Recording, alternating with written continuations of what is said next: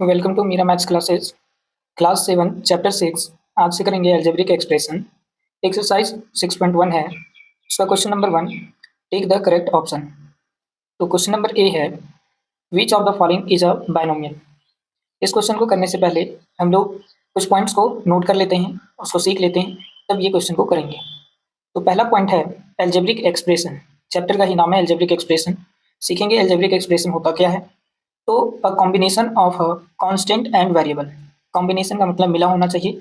क्या क्या मिला होना चाहिए? कांस्टेंट और वेरिएबल कनेक्टेड बाय वन और मोर साइंस। अब ये जुड़े होने चाहिए एक या एक से अधिक साइन से, जैसे कि of four fundamental operation plus minus into and divide is called an algebraic expression. Algebraic expression में हम लोग कॉम्बिनेशन करेंगे। सबसे पहले यहाँ पे कांस्टेंट का, अगर कोई नंबर न्यूमेरिकल वैल्यू लिखा हुआ है तो उसे हम लोग कांस्टेंट बोलेंगे, और किसके साथ कनेक्ट होगा? वेरिएबल के साथ।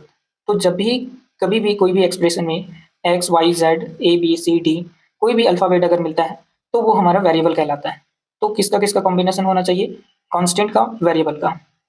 और यहाँ पे मोर साइंस ऑफ फंडामेंटल ऑपरेशन, एक से अधिक फंडामेंटल ऑपरेशन को लगा सकते हैं, जैसे यहाँ पे प्लस है, माइनस है, इनटू है, डिवाइड है। तो अगर किसी भी एक्सप्रेशन में प्लस साइन है, वेरिएबल है, कांस्टेंट है, तो ऐसे जब नंबर को लिखा जाएगा तो उसे हम लोग कहेंगे अलजेब्रिक एक्सप्रेशन। जैसे यहाँ पे एग्जांपल में ये जो है 2, वो कांस्टेंट है, एक्स वाई वेरिएबल है, ये फंडामेंटल ऑपरेशन को लगाया गया है। और आगे भी कांस्टेंट है, वेरिएबल है, फंडामेंटल ऑपरेशन है, कांस्टेंट है। यहाँ पे कांस्टेंट अगर देखना है तो ये सभी के पीछे ये 1 छिपा रहता है, तो ये कांस्टेंट है।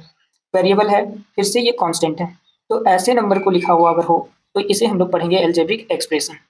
अब इसी अलजेब्रिक एक्सप्रेशन में कुछ टर्म्स को सीख लेते हैं, कुछ पॉइंट्स को सीख लेते हैं। यहाँ पे है कांस्टेंट, टर्म्स, कोएफिशिएंट, फैक्टर। इन पॉइंट्स को इसी में सीखेंगे। एक एग्जांपल है यहाँ पे 2x minus 8yz minus xyz। सबसे पहले इसको कांस्टेंट को ढूंढते हैं। तो यहाँ पे कांस्टेंट जो होगा वो न्यूमेरिकल वैल्यू होगा। न्यूमेरिकल वैल्यू का मतलब ये 2, 8 और यहाँ पे 1। तो नंबर जो टर्म होगा, जो नंबर्स वाला पार्ट होगा, उसे हम लोग कांस्टेंट कहेंगे। उसके बाद टर्म्स को समझना है।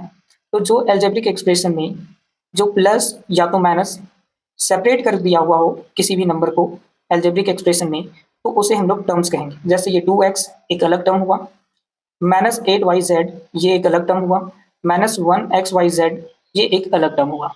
जैसे कुछ और एग्जांपल ले लेते हैं। यहाँ पे 4x plus 3y minus z plus S P 4sp।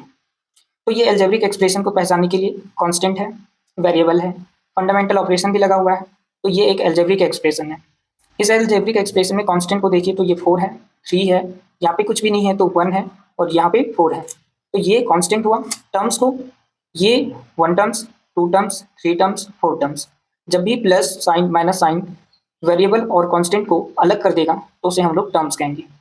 अब देखेंगे कोएफिशिएंट क्या है। तो कोएफिशिएंट यहाँ पे जब भी वेरिएबल की मल्टीपल में जो भी नंबर होगा वो कहलाएगा कोएफिशिएंट।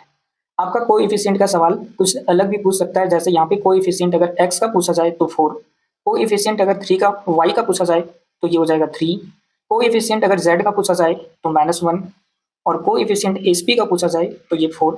कभी कभी अलजेब्रिक एक्सप्रेशन में 4x² माइनस 3y² ऐसा हो तो कोएफिशिएंट पूछा जा सकता है x² का, तो उस समय कोएफिशिएंट x² का हो जाएगा 4, और कभी पूछा जाए y² का कोएफिशिएंट तो हो जाएगा -3। अब फैक्टर को समझते हैं। कोएफिशिएंट के बाद होता है फैक्टर। फैक्टर अगर आपको देखना है तो एक टर्म्स को उठाइए। इस टर्म्स में जो 4x लिखा हुआ है, इसका जो मल्टीपल में जो पार्ट है 4 इंटू एक्स, तो ये 4x का जो फैक्टर होगा वो 4 इंटू एक्स होगा। वैसे ही यहाँ पे ले लेते हैं, यहाँ पे है -8yz। इसका फैक्टर अगर देखें तो फैक्टर हो जाएगा -8 इंटू वाई इंटू जेड। ये सभी -8yz का फैक्टर है। तो हमारा कांस्टेंट कंप्लीट हो गया। Terms, coefficient, factor. Constant term variable के साथ नहीं भी जुड़ सकता है और जुड़ भी सकता है। वैसे ही समझेंगे लाइक टर्म्स और अनलाइक टर्म्स। लाइक टर्म्स और अनलाइक टर्म्स तब बनेंगे जब भी वेरिएबल के साथ आप देखें टर्म्स जो होगा वो वेरिएबल सेम होना चाहिए। टर्म्स यहाँ पे 2 है और वेरिएबल जो है सेम है, तो इसे हम लोग कहेंगे लाइक टर्म्स। ये हो जाएगा एग्जांपल लाइक टर्म्स का। लाइक टर्म्स का एग्जांपल बहुत सारा बन सकता है, जैसे यहाँ पे दे सकते हैं। यहाँ पे एग्जांपल में ले लेते हैं लाइक टर्म्स का। 4x plus 3x plus 10x minus 15x। सभी में वेरिएबल x है, सभी में वेरिएबल x है, तो ये लाइक टर्म्स होगा। केवल लाइक टर्म्स को पहचानने के लिए आपको वेरिएबल को देखना होगा, क्या सभी सेम है तो उसे लाइक टर्म्स बोलें। अनलाइक टर्म्स को देखिए, यहाँ पे एक एग्जांपल है। यहाँ पे वेरिएबल एक्स वाई है, यहाँ पे वेरिएबल वाई जेड है, यहाँ पे वेरिएबल वाई जेड एक्स है, और यहाँ पे वेरिएबल कुछ भी नहीं है। तो ये जो टर्म्स होगा, ये जो अलजेब्रिक एक्सप्रेशन होगा, वो होगा अनलाइक टर्म्स। अब समझते हैं टाइप्स ऑफ पॉलिनोमियल। सवाल वही था हमारा, विच of the following is a binomial. तो ये टाइप्स ऑफ पॉलिनोमियल, या फिर हम उस पॉलिनोमियल को बोल सकते हैं अलजेब्रिक एक्सप्रेशन का टाइप होता है 5: मोनोमियल, बाइनोमियल, ट्राइनोमियल और क्वाड्रिनोमियल। समझते हैं ये क्या होता है। सबसे पहले समझते हैं यहाँ पे मोनोमियल को। तो मोनो का मतलब होता है एक, बाई का मतलब होता है 2, और ट्राई का मतलब होता है 3, और क्वाडी का मतलब होता है 4। तो जब भी मोनोमियल को पहचानना होगा तो देखना पड़ेगा expression having only one terms. अगर किसी भी अलजेब्रिक एक्सप्रेशन में केवल एक टर्म होगा, जैसे यहाँ पे 4x 3y minus 4xy 8xyz minus 9xyzp, सभी में देखिए तो यहाँ पे कोई भी प्लस और माइनस साइन लगकर किसी भी दो टर्म्स को बना नहीं रहा है। तो जब दो टर्म नहीं होगा, एक ही टर्म होगा। यहाँ पे भी एक टर्म है, ये पूरा मिलाकर एक टर्म है, और ये भी एक टर्म है, ये भी एक टर्म है, और ये भी एक टर्म है। जब भी किसी भी पॉलिनोमियल में या अलजेब्रिक एक्सप्रेशन में एक टर्म होगा तो उसे हम लोग मोनोमियल कहेंगे। और बाइनोमियल, तो binomial expression having only two terms is called binomial. तो अगर बाइनोमियल को पहचानना है, यहाँ पे देखिए ये 4xy माइनस 3xyz ये एक साथ लिखा हुआ है, और ये माइनस इन दोनों टर्म्स को सेपरेट कर रहा है। तो एक टर्म ये हुआ, दो टर्म ये हुआ, दो टर्म्स अगर होगा किसी भी अलजेब्रिक एक्सप्रेशन में तो उसे हम लोग बाइनोमियल कहेंगे। वैसे ही एक एग्जांपल है 9xz प्लस 4xy, यहाँ पे भी दो टर्म है, 1 और ये 2। अगर टू टर्म्स होगा उसे हम लोग बाइनोमियल कहेंगे। यहाँ पे ट्राइनोमियल को समझते हैं। ट्राई का मीनिंग होता है 3। तो जब भी एक्सप्रेशन में एक्सप्रेशन हैविंग ओनली 3 टर्म्स, अगर केवल 3 टर्म्स होगा तो उसे हम लोग ट्राइनोमियल कहेंगे। यहाँ पे देखेंगे ये 4x plus 3y plus 9z, terms को काउंट करेंगे 1 2 3, 3 टर्म्स है तो इसे हम लोग ट्राइनोमियल कहेंगे। यहाँ पे भी एग्जांपल है 9x 4y xy plus z, 3 terms है, 1 2 3। और जब भी किसी भी अलजेब्रिक एक्सप्रेशन में केवल 3 टर्म्स होगा तो उसे हम लोग ट्राइनोमियल कहेंगे। ये भी एग्जांपल है 1 2 3, 3 टर्म्स है, ट्राइनोमियल। 1 2 3, 3 टर्म्स है, ट्राइनोमियल। अब समझते हैं क्वाड्रिनोमियल्स को। क्वाड का मीनिंग होता है 4। तो जब भी अलजेब्रिक एक्सप्रेशन को देखिएगा जिसमें 4 टर्म्स होगा, expression having only 4 terms is called quadrinomial. एक एग्जांपल है यहाँ पे 4x plus 3y plus 9z plus 4, terms को काउंट करिए तो 1 2 3 4, 4 टर्म्स है तो ये हो जाएगा हमारा क्वाड्रिनोमियल। एक और एग्जांपल है 4xy minus 10xyz plus 4 10p plus z, इसमें भी टर्म्स को काउंट करिए 1 2 3 4, 4 टर्म्स है तो ये हो जाएगा हमारा क्वाड्रिनोमियल। लास्ट टॉपिक है इसका पॉलिनोमियल। अब पॉलिनोमियल क्या होगा, जिसमें 4 टर्म के लिए तो हम लोग क्वाड्रिनोमियल बोलेंगे, लेकिन 4 से अधिक टर्म हो जाएगा। जैसे इसमें 1 2 3 4 5 6 7 8, इसमें 8 टर्म हो गया है। 8 टर्म से भी ज़्यादा बहुत सारे टर्म्स हो सकते हैं, तो उसे हम लोग बोलेंगे पॉलिनोमियल। पॉली का मीनिंग होता है मैनी। तो जब भी पॉलिनोमियल को बोलेंगे तब जब उसमें 4 से अधिक टर्म्स हो जाएगा तो उसे हम लोग पॉलिनोमियल बोलेंगे। तो क्वेश्चन नंबर फर्स्ट है, टेक द करेक्ट ऑप्शन का ए नंबर। पूछा गया है which of the following is a binomial. Check करते हैं, यहाँ पे देखेंगे तो ये एक्स वाई लिखा हुआ है, इसमें केवल एक टर्म है, और जब एक टर्म होगा वन टर्म के लिए हम लोग बोलेंगे इसको मोनोमियल। तो ये तो हुआ मोनोमियल। आगे चेक करेंगे तो यहाँ पे लिखा हुआ एक्स माइनस वाई, टर्म्स को काउंट करिए तो ये हुआ एक टर्म और ये हुआ दो टर्म। तो दो टर्म के लिए यूज करते हैं हम लोग बाइनोमियल। तो यहाँ पे बाइनोमियल पूछा गया था, इज अ बाइनोमियल, तो कुछ ऑप्शन नंबर 2 हो जाएगा यहाँ पे सही, X minus Y is binomial. ये है मोनोमियल क्योंकि एक ही टर्म है, माइनस 3xy² एक साथ है, तो ये हुआ मेरा मोनोमियल। यहाँ पे टर्म्स को देखेंगे तो 1 2 3, 3 टर्म है तो ये ट्राइनोमियल है, ये मोनोमियल है, और ये बाइनोमियल है, और ये एक टर्म है तो ये हो गया मोनोमियल। क्वेश्चन नंबर बी करते हैं, the numerical coefficient of x² in the expression -7x² + 5x + 3 to the power 4 is. पूछा गया है कोएफिशिएंट का। और कोएफिशिएंट किसका पूछा गया है, एक्स स्क्वायर का। तो ढूंढेंगे एक्स स्क्वायर जो है इसके कोएफिशिएंट का मतलब होगा जो इसके मल्टीपल में होगा। तो इसके मल्टीपल में है -7, इसका मल्टीपल या फिर बोल सकते हैं इसका फैक्टर जो है -7 इंटू एक्स स्क्वायर है। तो यहाँ पे कोएफिशिएंट पूछा जा रहा है एक्स स्क्वायर का, तो एक्स स्क्वायर के बगल में जो नंबर है मल्टीप्लाई में वही इसका कोएफिशिएंट होगा। तो एक्स स्क्वायर के बगल में है -7, तो ढूंढेंगे ऑप्शन में -7, ये ऑप्शन नंबर 2 में है -7, तो टिक लग जाएगा -7। क्वेश्चन नंबर सी करते हैं, the coefficient of x square in -9x³ y³ is. Coefficient ढूंढना है -9x³ y³ में एक्स स्क्वायर का कोएफिशिएंट लिखना है। तो यहाँ पे एक्स स्क्वायर है नहीं, तो एक्स स्क्वायर बनाने के लिए क्या करते हैं, -9 इंटू x³ को हम लोग लिख सकते हैं x square into x into y³, क्योंकि एक्स स्क्वायर और एक्स मल्टीप्लाई होकर हो जाएगा x³। तो यहाँ से अब हमें मिल गया है एक्स स्क्वायर, तो लिख सकते हैं एक्स स्क्वायर का कोएफिशिएंट। तो कोएफिशिएंट समझाए थे, यहाँ पे जो एक्स स्क्वायर के मल्टीपल में जो जो नंबर होगा वो उसका कोएफिशिएंट होगा। तो एक्स स्क्वायर के मल्टीपल में है -9x और y³ मल्टीप्लाई करेंगे तो ये हो जाएगा -9x y³। ऑप्शन में ढूंढेंगे यहाँ पे -9x y³, तो ये है ऑप्शन नंबर 4 में -9x y³। तो क्वेश्चन नंबर सी का आंसर हो जाएगा -9x y³। Question number D करते हैं, the number of terms in the expression 2x - 3y + 5x is. Terms को देखना है, 2x - 3y + 5x में टर्म्स को काउंट करेंगे। तो टर्म्स को ढूंढने के लिए सबसे पहले देखेंगे जहाँ पे भी प्लस माइनस साइन दो एक्सप्रेशन को सेपरेट करने का काम करता है तो वहाँ पे टर्म्स बनते हैं। जैसे यहाँ पे टर्म्स बन रहा है 1, 2 और ये 3 टर्म्स हैं। तो क्वेश्चन में पूछा था टर्म्स, तो ऑप्शन नंबर ये हो जाएगा 3 में है 3, जो कि इसमें 3 टर्म्स हैं। तो क्वेश्चन नंबर डी का आंसर हो जाएगा 3। क्वेश्चन नंबर ई करते हैं, the degree of 9xy² z³ is. Question में पूछा गया है डिग्री। तो एक बेसिक सा कंसेप्ट सीख लेते हैं इसमें, डिग्री ऑफ पॉलिनोमियल क्या होता है। तो देखिए सबसे पहले ये लिखा हुआ है the highest power of a variable.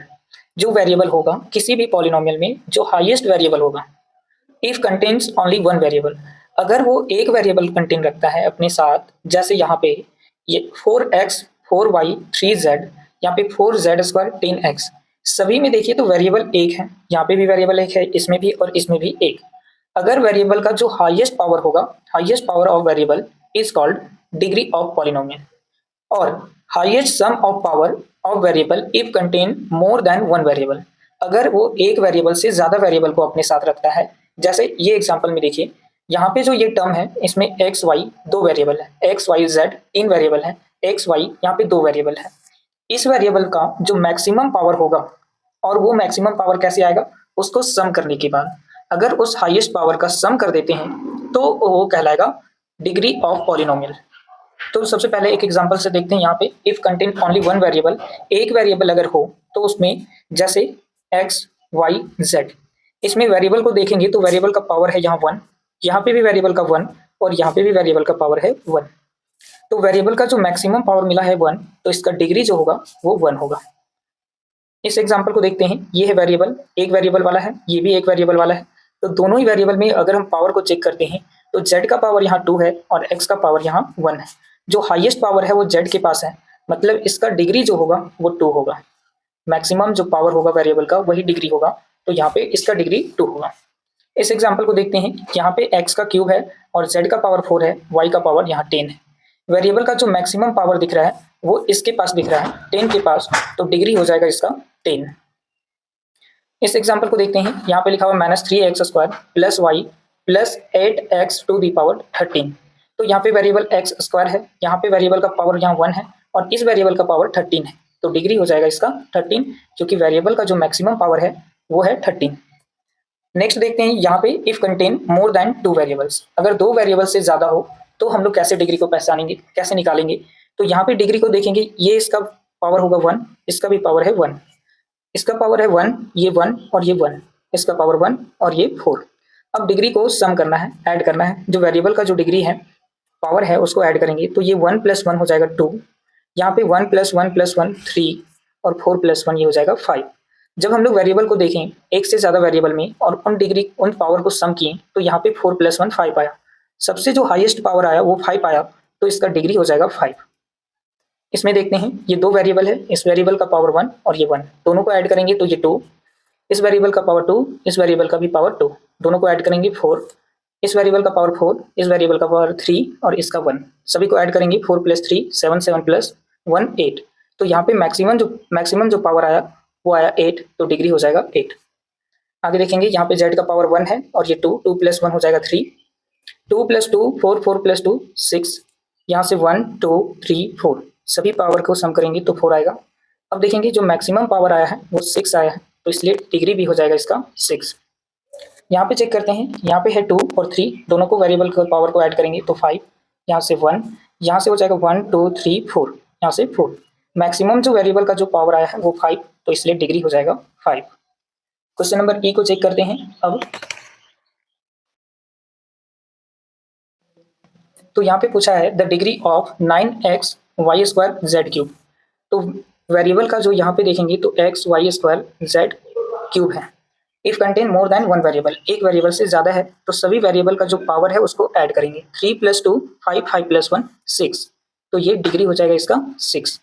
तो क्वेश्चन में ढूंढेंगे ऑप्शन में ये 6 कहाँ है, तो ऑप्शन नंबर ये 4 में है 6, तो टिक लग जाएगा 6।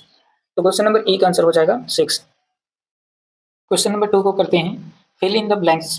क्वेश्चन नंबर ए है the coefficient of a in 4 a⁴ b² c each.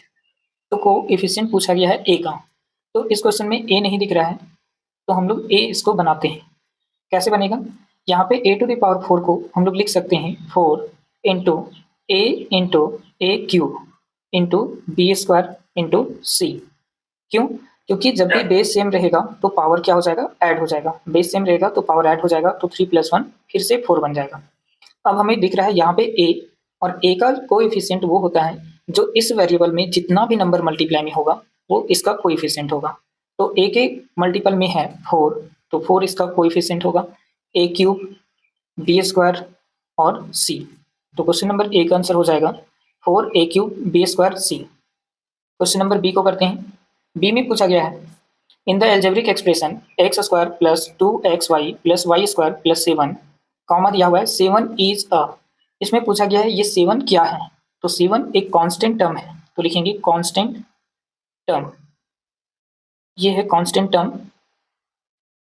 अगर इसके साथ वेरिएबल नहीं जुड़ा हो, किसी भी नंबर के साथ वेरिएबल नहीं जुड़ा हो, तो उसे कांस्टेंट टर्म कहा जाता है।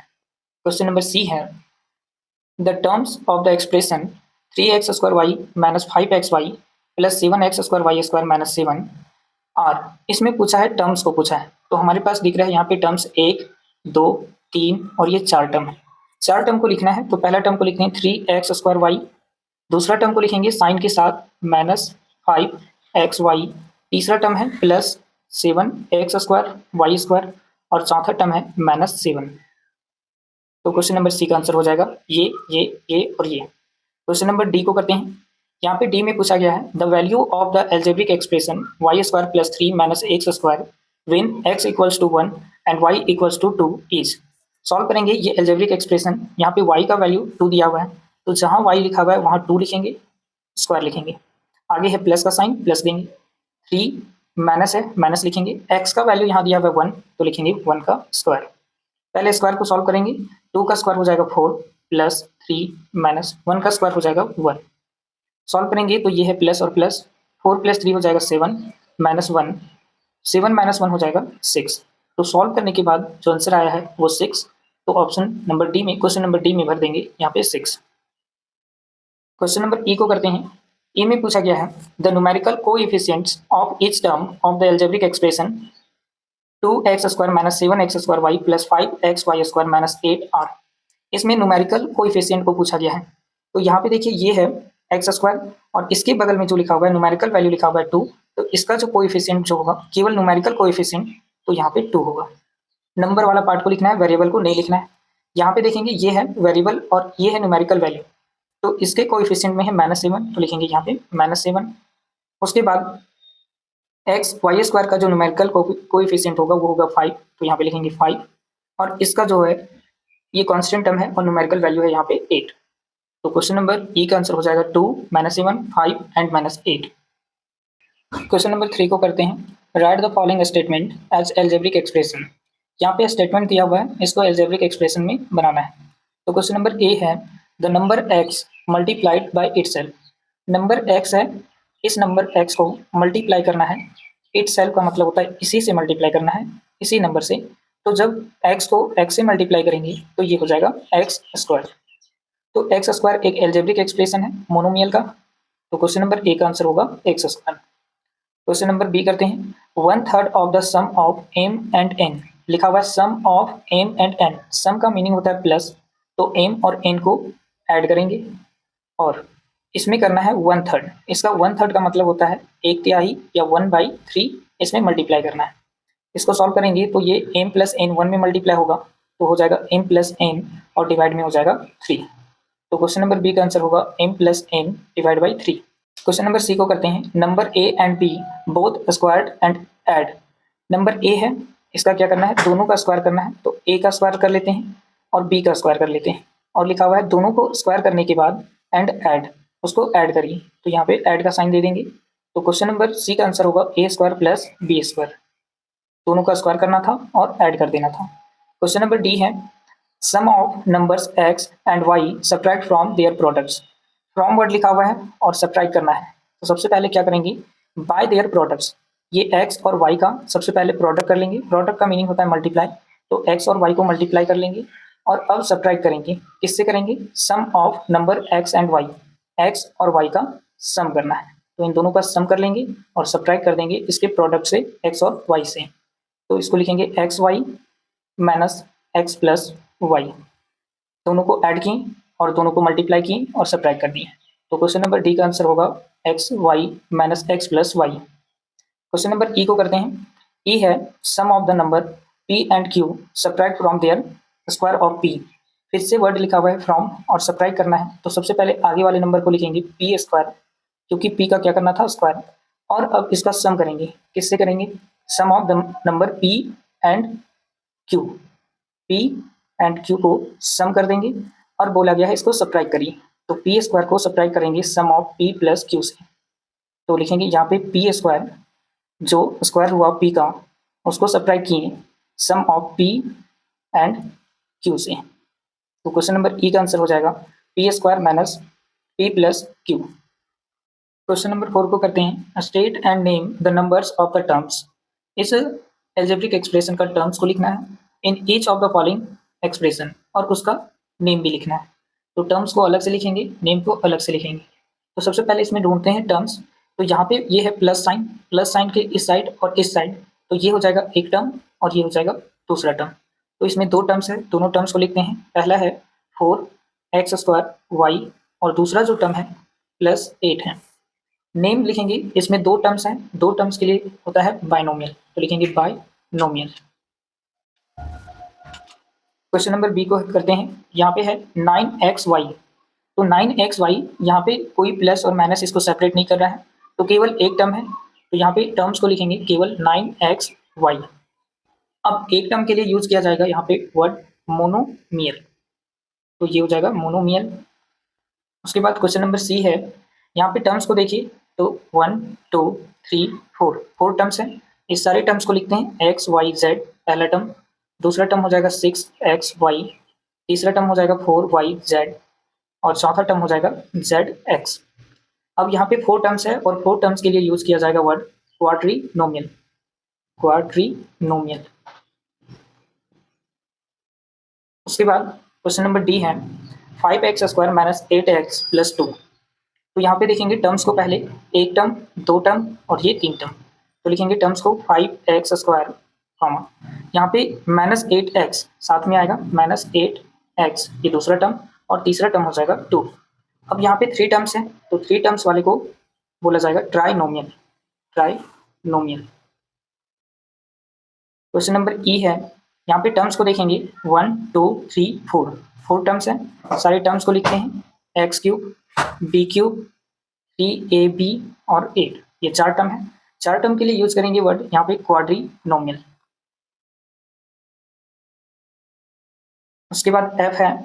यहाँ पे -8 + 4x, 2 टर्म है, एक टर्म और ये 2 टर्म। तो दो टर्म के लिए यूज करेंगे हम लोग बाइनोमियल और टर्म्स को लिख लेते हैं -8, 4x। और ये 2 टर्म है, लिखेंगे बाइनोमियल। यहाँ पे एक टर्म होगा तो मोनोमियल, मोनो का मीनिंग होता है 1, 2 टर्म होगा तो बाइनोमियल, 4 टर्म होगा तो यहाँ पे क्वाड्रिनोमियल, 3 टर्म होगा ट्राइनोमियल, और फिर से 4 टर्म किसी में दिखा तो ये हो जाएगा क्वाड्रिनोमियल, और 2 टर्म के लिए बाइनोमियल। क्वेश्चन नंबर 5 को करते हैं। Write the numerical coefficient of each term. यहाँ पे कुछ एल्जेब्रिक एक्सप्रेशन दिए हुए हैं, इस एल्जेब्रिक एक्सप्रेशन का न्यूमेरिकल कोएफिशिएंट को लिखना है। तो न्यूमेरिकल कोएफिशिएंट होता है नंबर वाला पार्ट, यहाँ पे ये वेरिएबल है, ये न्यूमेरिकल वैल्यू है, तो हम लोग न्यूमेरिकल कोएफिशिएंट को लिखेंगे। यहाँ पे वेरिएबल है और वेरिएबल के मल्टीपल में है -7, तो कोएफिशिएंट जो होगा न्यूमेरिकल कोएफिशिएंट वो होगा -7। यहाँ पे देखेंगे क्वेश्चन नंबर बी का, ये है वेरिएबल और ये है न्यूमेरिकल वैल्यू, तो ये ax के मल्टीपल में है 3/4, तो ax का जो कोएफिशिएंट हो जाएगा वो होगा 3/4। क्वेश्चन नंबर सी को करते हैं। यहाँ x² है और इसके कोएफिशिएंट में यहाँ पे नंबर छिपा हुआ है 1, तो यहाँ पे जो न्यूमेरिकल कोएफिशिएंट होगा वो -1 होगा। क्वेश्चन नंबर डी को करते हैं। यहाँ पे न्यूमेरिकल कोएफिशिएंट है -5/7। क्वेश्चन नंबर ए को करेंगे। यहाँ पे x, y, z और इसके न्यूमेरिकल कोएफिशिएंट में 1 छिपा हुआ है, तो इसका न्यूमेरिकल कोएफिशिएंट हो जाएगा 1। क्वेश्चन नंबर एफ को करते हैं। x² z² इसके कोएफिशिएंट में लिखेंगे -3, क्योंकि न्यूमेरिकल कोएफिशिएंट केवल नंबर वाला पार्ट होता है, तो यहाँ पे है -3, इसलिए इस क्वेश्चन का आंसर होगा -3। जी को करते हैं। यहाँ पे x² b² c², तो a² b² c² में जो कोएफिशिएंट है वो है 1/2 और ये न्यूमेरिकल वाला पार्ट भी है, तो इसलिए क्वेश्चन नंबर जी का आंसर हो जाएगा 1/2। क्वेश्चन नंबर 6 को करते हैं। Write the constant term of each of the following algebraic expression. इस क्वेश्चन में कांस्टेंट टर्म को ढूंढना है, तो कांस्टेंट टर्म वो होता है जिसके साथ वेरिएबल नहीं लगा होता है। तो यहाँ पे देखेंगे क्वेश्चन नंबर ए में 6x + 2, यहाँ पे वेरिएबल है, इसके साथ वेरिएबल नहीं है, तो इसको बोलेंगे कांस्टेंट टर्म। तो कांस्टेंट टर्म को लिखना है, तो यहाँ पे लिखेंगे 2, यहाँ पे लिख देते हैं कांस्टेंट टर्म, और यहाँ पे भी लिखेंगे कांस्टेंट टर्म। यहाँ पे कांस्टेंट टर्म 2 हो जाएगा। क्वेश्चन नंबर बी में कांस्टेंट टर्म, यहाँ पे वेरिएबल इसके साथ नहीं लिखा हुआ है, तो कांस्टेंट टर्म हो जाएगा इसमें -7। क्वेश्चन नंबर सी में वेरिएबल ही नहीं है, तो यहाँ पे कांस्टेंट टर्म केवल 8 हो जाएगा। क्वेश्चन नंबर डी में यहाँ पे लिखा हुआ है x² - 1 + x, यहाँ पे वेरिएबल है, इसमें भी वेरिएबल है, इस क्वेश्चन में वेरिएबल यहाँ नहीं है, तो इसका जो कांस्टेंट टर्म होगा वो -1 होगा। क्वेश्चन नंबर ई को करेंगे। यहाँ पे 3x² - 4x + 5, इस +5 के साथ कोई भी वेरिएबल जोड़ा नहीं है, तो कांस्टेंट टर्म हो जाएगा 5। Question number F 6 - x² + 3y² में ये वेरिएबल है, ये वेरिएबल है, इसके साथ वेरिएबल नहीं लगा हुआ है, तो ये 6 हो जाएगा कांस्टेंट टर्म। क्वेश्चन नंबर जी में 3x² + 6x - 9, ये और ये वेरिएबल है, ये इसके साथ वेरिएबल नहीं जुड़ा है, तो कांस्टेंट टर्म हो जाएगा -9। क्वेश्चन नंबर एच में a³ - 3x² + 3a - 1, यहाँ पे ये वेरिएबल है, ये वेरिएबल है और ये वेरिएबल है, इसके साथ वेरिएबल कुछ भी नहीं है, तो कांस्टेंट टर्म हो जाएगा यहाँ पे -1। क्वेश्चन नंबर 6 का आंसर हो जाएगा कंप्लीट। क्वेश्चन नंबर 7 को करते हैं। Identify the monomial, binomial, trinomial and quadrinomial from the following expression. तो हमें मोनोमियल, बाइनोमियल और ट्राइनोमियल को ढूंढना है। तो सबसे पहले देखेंगे इसमें टर्म्स कितने हैं। टर्म्स के ही बेसिस पे पॉलिनोमियल्स को डिवाइड किया गया है मोनोमियल, बाइनोमियल, ट्राइनोमियल और क्वाड्रिनोमियल में। तो यहाँ पे टर्म दिख रहा है, एक टर्म है, तो एक टर्म के लिए हम लोग यूज करते हैं मोनोमियल, तो एक टर्म के लिए मोनोमियल। क्वेश्चन नंबर बी में टर्म्स को देखेंगे तो ये है 1 2 3, 3 टर्म है, तो 3 टर्म के लिए हम लोग यूज करेंगे यहाँ पे ट्राइनोमियल, ये हो जाएगा ट्राइनोमियल। उसके बाद सी में है 1 टर्म्स और ये 2 टर्म्स, 2 टर्म्स है, 2 टर्म्स के लिए बोलेंगे बाइनोमियल। उसके बाद क्वेश्चन नंबर डी है 1 2 3 4, 4 टर्म है, 4 टर्म के लिए लिखेंगे क्वाड्रिनोमियल। क्वेश्चन नंबर ई 1 2 3, 3 टर्म है, तो 3 टर्म के लिए ट्राइनोमियल। क्वेश्चन नंबर एफ, यहाँ पे केवल एक टर्म है, सारा मल्टीप्लिकेशन में है, सब मिलकर एक ही टर्म बना है, तो एक टर्म के लिए बोलेंगे मोनोमियल। क्वेश्चन नंबर 8 को करते हैं। Find the value of the following expression when x = 5। यहाँ पे दिया हुआ है क्वेश्चन में, जहाँ पे भी आप x का वैल्यू देख रहे हैं वहाँ पे पुट कर देंगे 5 को। तो क्वेश्चन नंबर ए में यहाँ पे है 3, यहाँ x लिखा हुआ है, तो x के जगह पे लिखेंगे 5 + 9। सबसे पहले मल्टीप्लाई करेंगे, 5 3 = 15 + 9, 15 + 9 हो जाएगा ये 24। तो क्वेश्चन नंबर ए का आंसर होगा 24। क्वेश्चन नंबर बी है, यहाँ पे x - 12, तो x की जगह पे यहाँ पे लिखेंगे 5 - 12। सॉल्व करेंगे तो ये है प्लस, ये है माइनस, प्लस माइनस होता है माइनस, माइनस करेंगे तो ये होगा 7, बड़ा नंबर माइनस में है तो लिखेंगे -7। क्वेश्चन नंबर बी का आंसर होगा -7। क्वेश्चन नंबर सी को करते हैं। सी में है 16 - 5, यहाँ पे x लिखा हुआ है तो x का वैल्यू पुट करेंगे यहाँ पे 5, पहले मल्टीप्लाई करेंगे तो ये हो जाएगा 16 - 5 5 25। सॉल्व करेंगे तो ये है प्लस और ये है माइनस, तो प्लस और माइनस होता है माइनस, माइनस करेंगे तो ये होगा 9, बड़ा नंबर माइनस में है तो आंसर भी आएगा माइनस में। क्वेश्चन नंबर डी को करते हैं। ये है question number D, x² + 2x + 1, तो यहाँ पे x की जगह पे पुट करेंगे 5, 5 का स्क्वायर प्लस 2, यहाँ x है तो x की जगह पे 5 लिखेंगे प्लस 1। सॉल्व करेंगे, स्क्वायर को पहले सॉल्व करेंगे, 5 का स्क्वायर हो जाएगा 25 प्लस 5 2 10 प्लस 1। सॉल्व करेंगे तो ये 25 प्लस 10 हो जाएगा 35, 35 प्लस 1 36। क्वेश्चन नंबर डी का आंसर होगा 36। क्वेश्चन नंबर ई को करते हैं। यहाँ पे लिखा हुआ है 13 माइनस, एक्स की जगह पे लिखेंगे 5, 5 का स्क्वायर माइनस 2, फिर से यहाँ एक्स है तो मल्टीप्लाई कर देंगे 5 से। सॉल्व करेंगे ये 13 माइनस 5 का स्क्वायर 25 माइनस 5 2 10। आगे सॉल्व करेंगे तो ये है प्लस और ये है माइनस, तो प्लस और माइनस होता है माइनस, माइनस करेंगे 25 में से 13 को तो ये होगा -12, बड़ा नंबर माइनस में है तो माइनस में लिखेंगे। आगे है -10, अब ये है माइनस और ये भी है माइनस, तो माइनस माइनस होता है प्लस, दोनों को ऐड करेंगे तो ये हो जाएगा 22, साइन लग जाएगा माइनस का क्योंकि माइनस माइनस नंबर को ऐड कर रहे हैं।